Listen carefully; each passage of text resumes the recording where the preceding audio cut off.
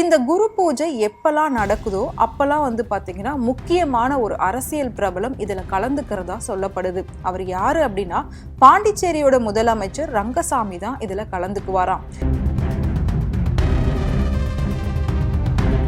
So இந்த அழுக்கு சித்தர் அப்படிங்கிற அந்த கோவில் பார்க்க ரொம்பவே சிம்பிளாக இருந்தது. ஆனால் ரொம்ப அமைதியாகவும் எந்த ஒரு சத்தமும் இல்லாமல் மனதுக்கு நிம்மதி தரக்கூடிய ஒரு இடமா இருக்கு.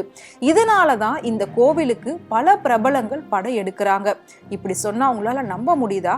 ஆமா, இந்த அழுக்கு சித்தரை தேடி இந்த கோவிலுக்கு பல பிரபலங்கள் படையெடுத்து வர்றதா சொல்லப்படுது. அதை தெரிஞ்சுக்கிட்ட நாங்க இந்த கோவில் எப்படி இருக்கு, இங்க அப்படி என்ன விசேஷம் அப்படின்னு பார்க்கலான்னு தான் வந்தோம்.